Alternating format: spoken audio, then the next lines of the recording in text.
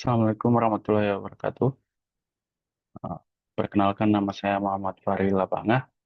Saya akan mempresentasikan tugas dari mata kuliah Desain Budaya dan Manusia yang berjudul Desain sebagai Fasilitator Cultural Expression dalam Konteks Kultural Industri dengan studi kasus kain sulaman Karao Gorontalo.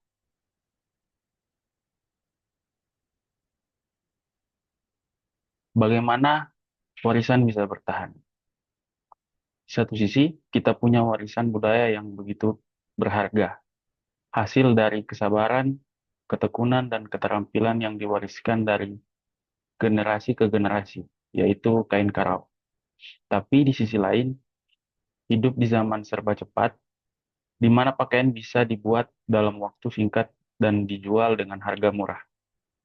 Lalu di tengah arus produksi massal yang tak pernah berhenti ini, bagaimana caranya agar warisan budaya seperti ini bisa terus bertahan dan tetap hidup? Sebelum menjawab pertanyaan itu, saya akan menjelaskan terlebih dahulu apa itu karao. Karao adalah kerajinan sulaman tangan khas Gorontalo yang dibuat melalui proses mengiris serat kain secara manual, kemudian disulam kembali dengan benang berwarna untuk membentuk berbagai motif dekoratif.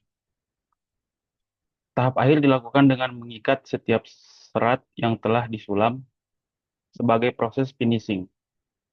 Seluruh pengerjaan dilakukan tanpa bantuan mesin, sehingga membutuhkan waktu rata-rata 2 sampai 3 minggu, bahkan bisa mencapai 1 bulan, tergantung pada ukuran dan tingkat kerumitan motif yang dibuat.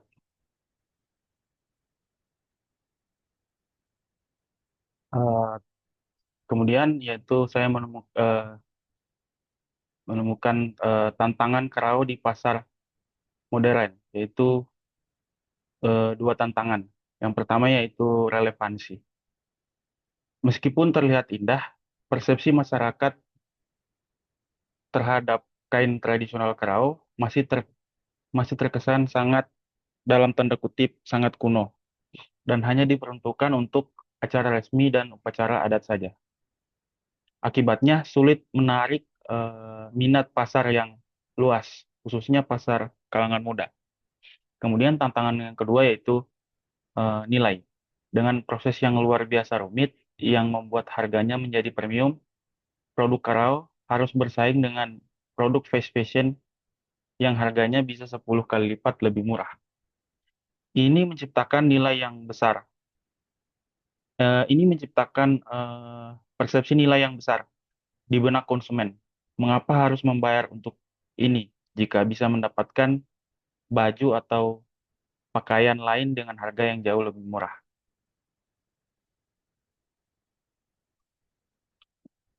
Dengan dengan adanya tantangan tersebut, di sini desain sebagai fasilitator atau jembatan solusi bukan hanya soal estetika. Dalam konteks ini, dengan berperan sebagai jembatan untuk mengambil nilai-nilai tak kasat mata yang memungkinkan sebuah makarya budaya untuk bertahan dan berjaya di industri.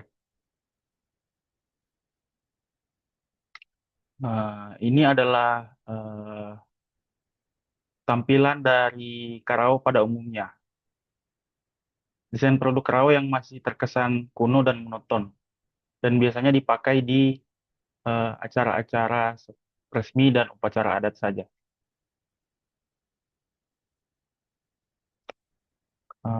Kemudian desain di sini eh, menjadi jembatan solusi eh, dengan menjawab tantangan dari relevansi tersebut. Desain sebagai fasilitator di sini berperan dalam mengubah bentuk produk Karao menjadi lebih modern dengan menghadirkan inovasi tanpa meninggalkan nilai budayanya melalui eksplorasi motif kombinasi warna serta penerapan pada produk fashion masa kini. Desain mampu memberikan tampilan dan kesan yang lebih segar, fungsional, dan relevan dengan selera pasar yang diminati pasar modern dan kalangan muda. Kemudian desain menjawab tantangan kerau di pasar modern, yaitu dengan meningkatkan nilai dari kain kerau tersebut. Desain berperan dalam menaikkan value atau nilai dari kain kerau juga bisa melalui di luar bidang fashion, seperti yang dilakukan Andriki Muhammad dalam penelitiannya dalam merancang buklet kerau. Buklet ini menyajikan informasi lengkap tentang sejarah kerau dan proses pembuatan kerau dengan tujuan mengajak pembaca memahami bahwa di balik setiap helai sulaman tersimpan kisah, nilai, dan sejarah yang kaya makna. Kemudian ada juga salah satu eh, contoh buku lainnya yaitu eh, buku dengan judul Menjulam Tradisi. Buku ini merekam perjalanan satu dekade Agus Lahintah dalam mengangkat dan memperkenalkan keindahan kerau ke panggung dunia. Kedua buku ini sama-sama mengangkat nilai dan makna yang terkandung dalam kain kerau, sekaligus mengedukasi pembaca bahwa di balik harganya yang tinggi, terdapat proses panjang ketelitian dan nilai budaya yang sepadan dengan keindahan serta keunikan karya tersebut.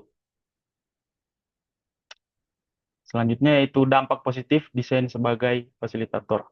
Yang pertama, dampak pada relevansi, yaitu peningkatan ekonomi pengrajin. Produk kerau yang modern dan relevan meningkatkan permintaan pasar yang berdampak pada pendapatan dan kesejahteraan para pengrajin. Lalu dampak yang kedua yaitu regenerasi dan kebanggaan lokal. Profesi pengrajin kembali menjadi menarik dan menjanjikan bagi peserta muda, bagi generasi muda, sehingga jadi menjaga regenerasi, keahlian, dan kebanggaan terhadap identitas budaya lokal meningkat. Yang ketiga, pelestarian budaya.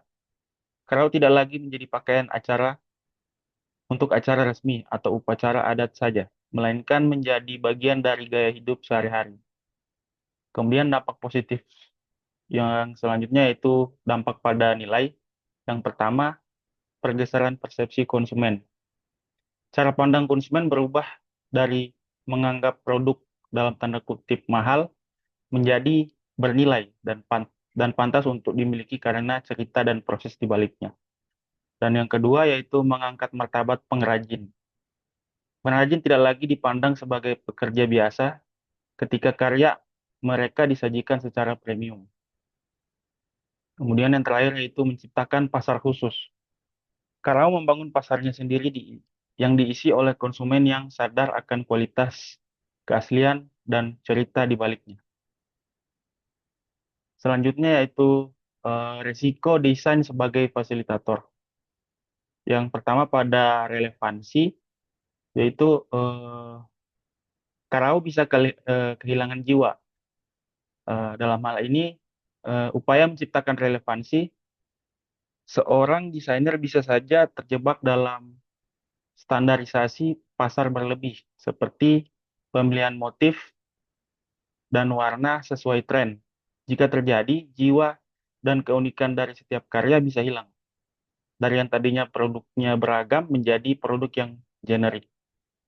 Kemudian risiko pada nilai, yaitu eh, pendangkalan nilai. Dengan mengkomunikasikan nilai tinggi dan motif indah, akan memunculkan produk tiruan seperti produk karau printing yang mirip secara visual. Meskipun tidak memiliki proses, tekstur, dan jiwa dari karau asli, produk ini menawarkan kemiripan yang menipu. Akibatnya, menciptakan kebingungan di pasar dan merusak nilai. Eh, Kesimpulan, peran desain dalam industri budaya sebenarnya jauh lebih dalam dari sekadar membuat sesuatu tampak indah.